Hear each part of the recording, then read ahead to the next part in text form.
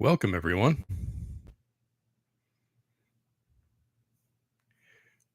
I apologize for the delay here. Apparently, I had some technical difficulties. I was talking to myself for the last 7 minutes. Now I'm here. It's good to see everyone. And yes, Katie, you have the right time. This is the time we are here and live. Dom Sub Devotion Live is here, and I'm here to answer your questions. I will be here for the next hour. And please, by all means, if anyone has questions to start with, enter them into the chat. I am going to be here answering questions for an hour. And this is a live podcast, an episode in a way I've never done one before, where I'm really here to just answer your questions, to answer them live on the fly. And I have no prepared content, I have no prepared teaching. I'm literally here just to answer your questions and to do this completely on the fly. So, while I'm waiting for the chat to fill up with questions, there are a whole bunch of you here. I know some of you have some good questions for me. A couple of you told me so on Instagram. While I'm waiting for that, stay tuned in the coming weeks on Dom Sub Devotion. I have some absolutely fantastic episodes coming up, and they are going to really blow your minds. People that I know quite well who came on the podcast and have really shared some very deep and some very personal stories of theirs that I'm excited to share with you. So again, this is a live Dom Sub Devotion podcast. I'm here answering your questions, and I am doing a completely, as I said on Instagram today, I am completely raw dogging an entire hour with all of you. Just here to answer questions you might have for me, about Dawn's and my dynamic, about dominant submissive dynamics in general, about your relationship, about challenges you're facing, about desires you have. There are no limits to the questions you can ask. Now, I might not answer all of them, but by all means, anything that you want to know, anything you need help with, you want some live coaching, I'm here for that purpose and that purpose only.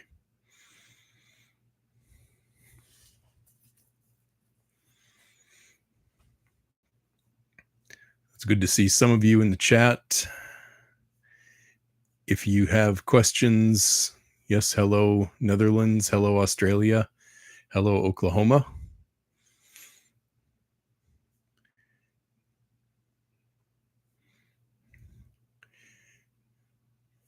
Very good. All right. Well, let's get started here on some of the questions that I have coming in the chat. First one, I'll start with the question from Anna. When did you start being a Dom? Well, this is a nuanced question because Dawn and I have been in a Dom sub relationship. For those of you who are maybe new around here, Dawn is my wife. We've been married for over 14 years now. And we were a couple for 10 years, married for 8 years when I asked her to be my submissive. And I was not completely prepared for what that was going to mean, but it was actually a desire that I had going back a long time before that.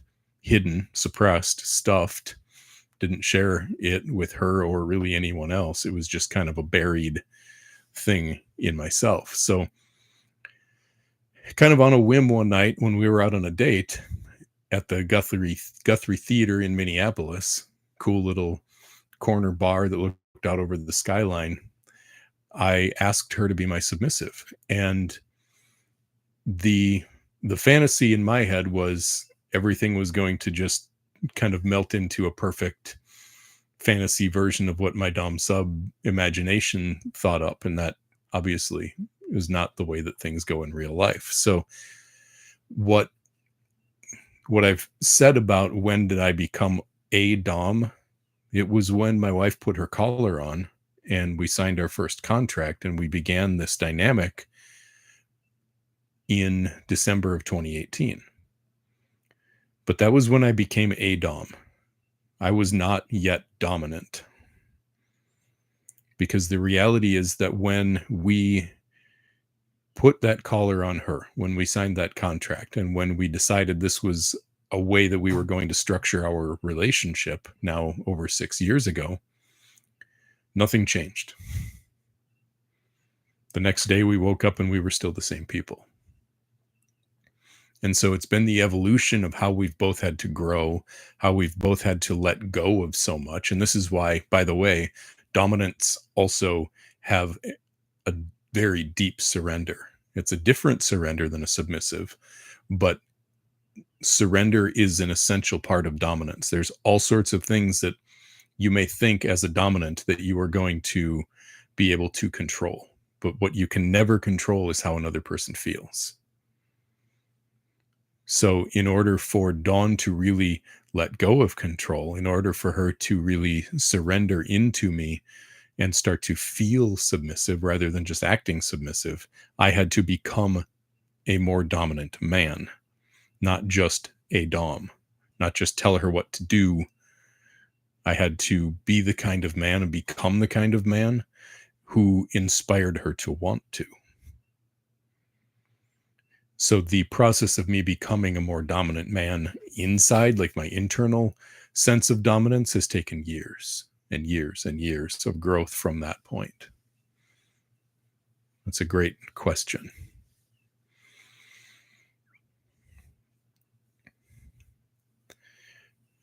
I'm going to jump to Dennis's question here real quickly. He says, "Hello from Florida. We would like to know how to start a contract." Dennis, I have some really good stuff on this in my course called Structuring Your DS Dynamic. The place I would tell you to start is you need to have a purpose or a point for the contract. And I have people in this course walk through a number of very, very deep, intimate conversations to really get down to the root of what it is that you're doing this for. Why are you wanting to be in a Dom sub relationship in the first place? What is it that this means to both of you? You have to step outside of the roles of Dom and sub and step inside of the vulnerability of being human, so you can really get everything out on the table and have some kind of uncomfortable conversations. And then I'll give you this, the place to really start if you want a contract that's going to work and hold up inside of a loving relationship and stand the test.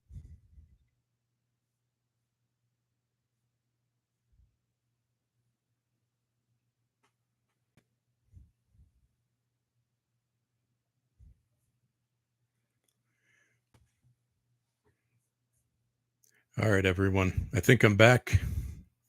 I hope you're still here. Still got some people here. I've got some questions that I'm going to pick up with and continue on with. Someone let me know in the chat if you can hear me. Good to see you. And yes, it looks like we're working again. I apologize for Starlink. I'm going to come back to Tiffany's question and start that one again. She said, "I hate my fear and insecurities getting in the way, and it seems no matter how hard I try, I always mess it up," with a very sad looking emoji. Then my husband responds with, "See, you just can't do this." So I hear a couple of different things in this question, Tiffany. And first of all, a lot of compassion for you because this is a tough spot. And we've been around this block quite a few times over the years in our dynamic. So when you are facing fear and insecurities, you have to realize and understand that the fear that you're feeling right now is generally not about what's happening right now. It's generally about something that happened a long, long time ago. And what's happening now is either reminding you of it, or the defensive posture that you are carrying in your life is due, well, the defensive posture that you're carrying in your life is showing up in a way that is causing you to resist maybe the thing that you actually want the most, but it can feel like you don't have any control over it. You do. It's just based in the fact that there was something that happened earlier on that hurt. We're in fear or we're in insecurity because we have a belief about ourselves that we're not good enough, that we're not worthy, that we're not valuable, or that we're going to be hurt. Probably because we believed that about ourselves when when we were younger and earlier in our lives. So I'm going to encourage you to look into something called EMDR therapy. It's called stands for eye movement desensitization and reprocessing. Working through some EMDR can be very helpful for healing the ways that your pains from the past are impacting you now in the present. The second thing, if your dominant is listening to this with you, is that you can't take your submissive's fears and insecurities as evidence that she can't do this. That's not what it is at all. She's afraid. Why is she afraid? What is she afraid of? You have to have compassion for the part of her that's afraid. Using it as evidence that she can't do it is only going to reinforce the very thing that's causing the problem, the insecurity, the fear. So if you withdraw your love, you withdraw your solidity, your affection, your leadership for her because she is afraid, you're reinforcing the fear. You're making the problem worse, not better. You've got to have compassion for this. And you also need to, as the dominant, you need to be strong enough inside of yourself to not let her fears throw you off of your game, what you believe to be right. Again, what you believe to be true. If this is the dynamic that you want, if this is the relationship you want, if this is something that you...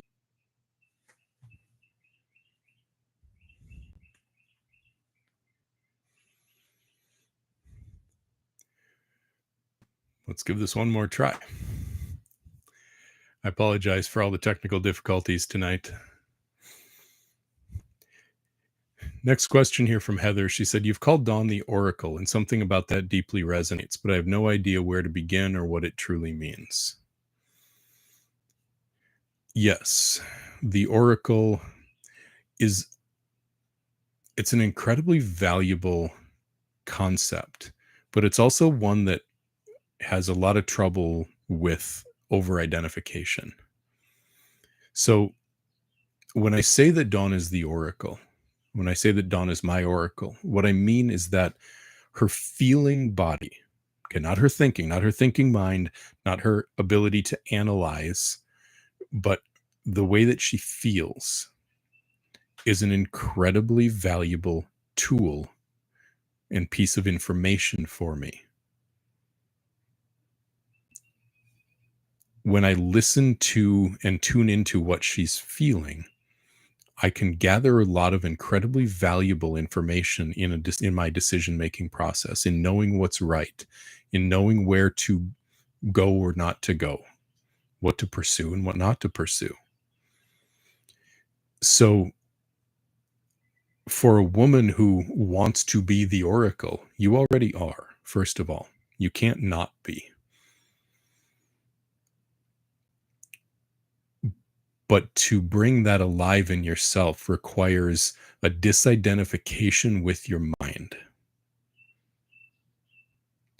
And any part of you that wants to be an Oracle is running it. That is the exact opposite of actually being an Oracle, because it's not something you can try to do. It's who you are when you stop trying to do your way through life.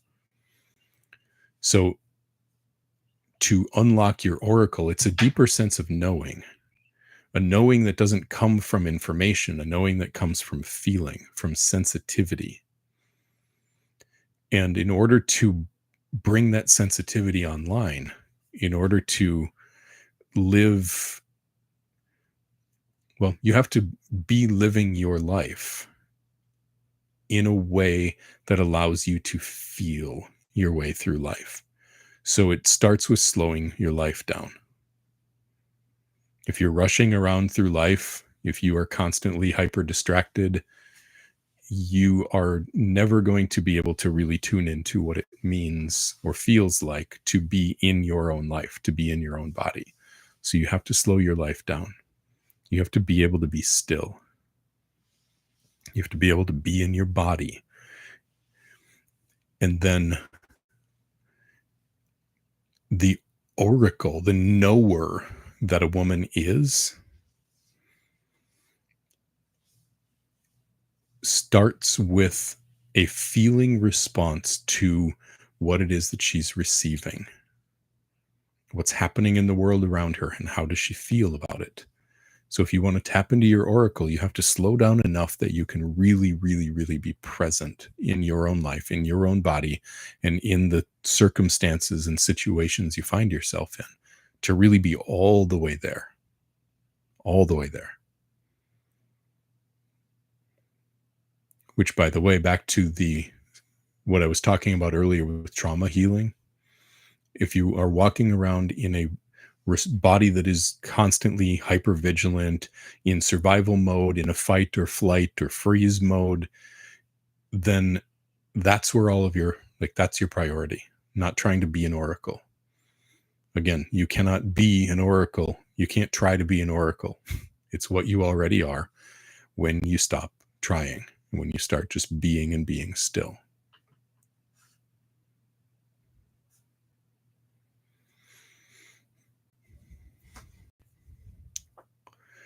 Question: is this going to be recorded for future viewing? Yes, it is.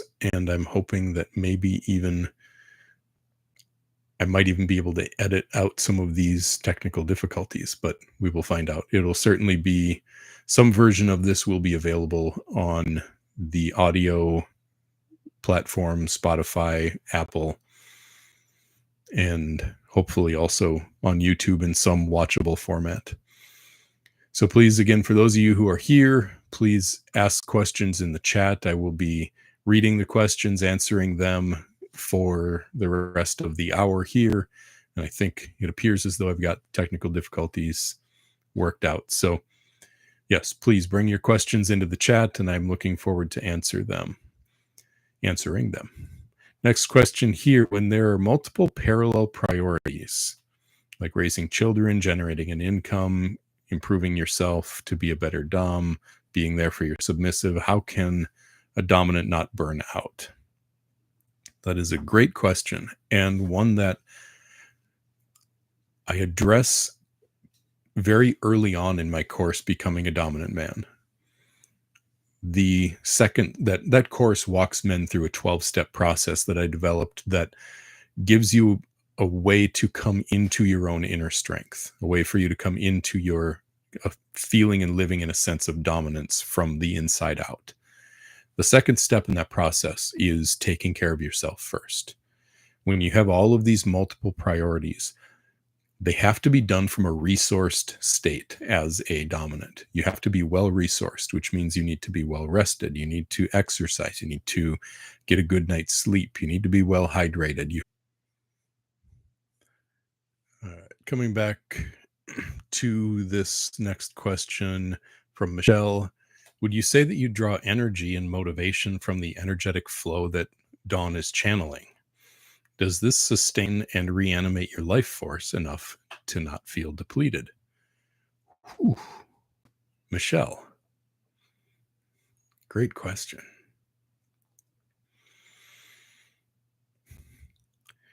Yes, I draw energy and motivation from Dawn and her energy. Absolutely. Is that enough that I can just empty myself out? No.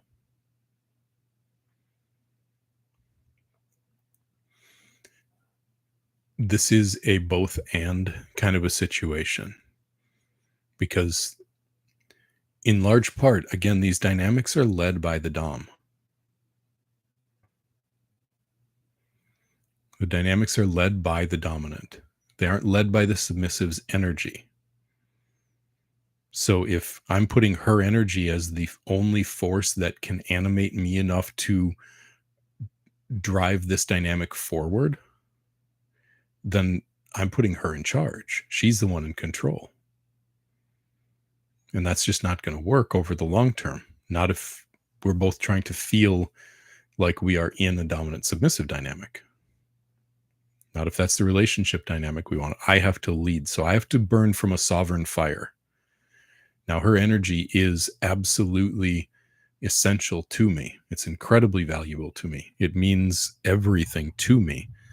And in order for her to have the kind of energy that can fuel me, she has to be living a life of complete aliveness and eros. And for her to be able to do that, she has to feel so safe, so secure, so taken care of, so led, and so penetrated by my existence that if I'm waiting for that energy, it's never going to be able to fuel me because I'm never setting it on fire. I'm not sparking it up. So this is a mutual energy flow. This isn't her feeding me with energy, and this isn't me doing everything and emptying myself out when she never gives anything back to me. This is mutual. This is a two-way street. It's something we do together. We need each other. It cannot be all one or all the other. And that's why when there are challenges, when people face challenges, you can't ever point the finger at just one person. It's never all one person. It's always